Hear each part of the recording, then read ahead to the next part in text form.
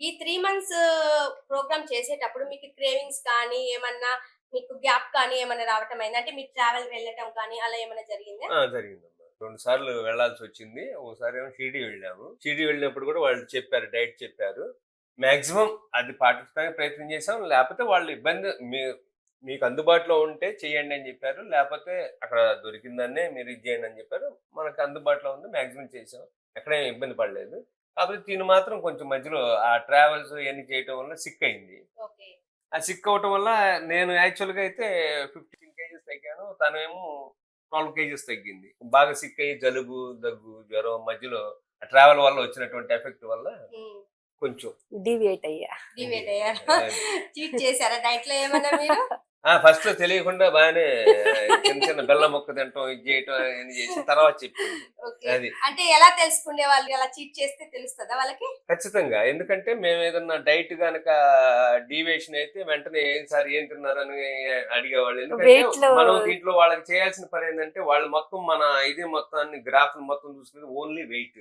Morning before washroom గాని, after washroom గాని పొద్దున్న లేవగానే అదొక్కటే మనం చేయాల్సిన పని. ఓకే. ప్రాంప్ట్‌గా.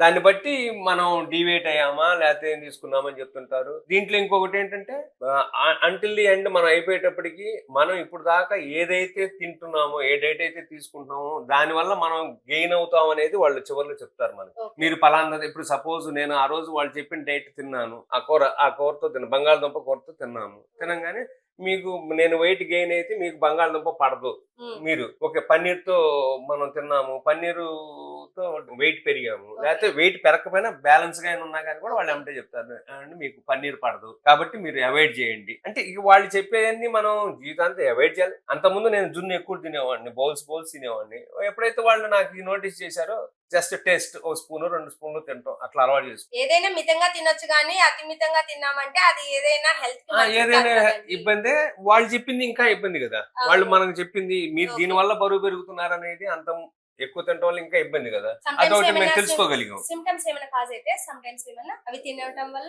ఏం లేదు కొంచెం హెవీగా అనిపించటం గానియండి, మనకే తెలుస్తా ఉంటది. నిన్నటికి వాటికి ఏంటి డైట్ ఏమి అదే మనం వెయిట్ ఏం తగ్గినట్టు అనిపించట్లేదు. కొంచెం హ్మ్. హెవీగా అనిపిస్తుంటది. ఓకే. బాడీ తెలుస్తది. మీరేదో చెప్తున్నారు ఇందిరా గారు? అహా! అలా కాదు. మామూలుగా మనకెప్పుడైనా తినాలనిపించినప్పుడైనా సరే, ఆ డైటీషియన్ వాళ్ళకి మనము "వద్దులెండి, మీరిలా జాగ్రత్తగా చేశారనుకో, రేపెప్పుడైనా మ్యారేజ్‌కి ఏదైనా ఎళ్లారనుకో, అక్కడ అందరూ బావుందండి, తగ్గావు" అనంగానే మీకే హ్యాపీగా అనిపిస్తది గదా!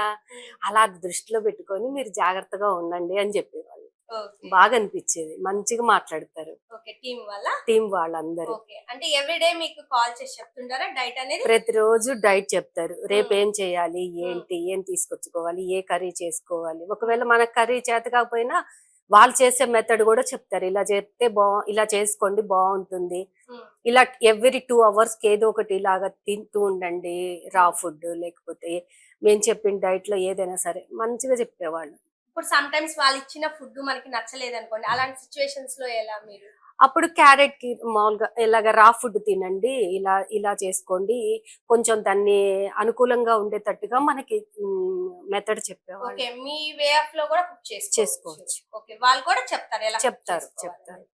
మనకేం తెలియకపోయినా ఎనీ టైమ్ కాల్ చేయండి. ఇప్పుడు మీరు ఈ 3 మంత్స్ కంప్లీట్ అయిపోయింది. 2 మంత్స్ అయిపోయింది అన్నారు. మీరిప్పుడు అసలు డైట్ ఏం చేస్తున్నారు? అంటే అప్పటికి, ఇప్పటికి డైట్ అయిపోయిన తర్వాత మీరు ఏం చూసారు మీ బాడీలో చేంజెస్ అనేవి? అంటే మీ లైఫ్ స్టైల్‌ని ఎలా చేంజ్ చేసుకున్నారు? ఇంకొక 5 ఇయర్స్ వెనక్కెళ్ళిపోయాము ఏజ్‌లో. అంతకుముందు మనకి ఎంత టేస్ట్ ఎంతుందో అంత తినాలనుకోవటం అంత తినేసేవాళ్ళం. ఇప్పుడు అంత అవసరం లేదు. మనం మధ్యలో ఆ డైట్‌లో చాలా తక్కువ ఫుడ్ తిన్నటువంటి సందర్భాలు గూడా ఉన్నాయి. అంటే మనం అంత ఫుడ్‌కి గూడా మనం ఉండగలం గాబట్టి మనకి ఇంత ఫుడ్ అవసరం లేదు అనేది ఒకటి అర్థమవుతుంది. సరే ఒకాళ ఎప్పుడైనా మనం ఎప్పుడో దాన్ని కంట్రోల్‌లో ఉంచుకోలేము. ఒక్కోసారి కంట్రోల్ తప్పినప్పుడు దాన్ని ఎలా కాంపెన్సేషన్ జేసుకోవాలి. సపోజ్ ఇవాళ మధ్యాహ్నం వేరే వాళ్ళ ఫ్రెండ్ ఇంటికెళ్ళాము. నాన్ వెజ్ తినేసాం, ఫుల్లుగా తినేసాం, అన్నీ తినేసేసాం.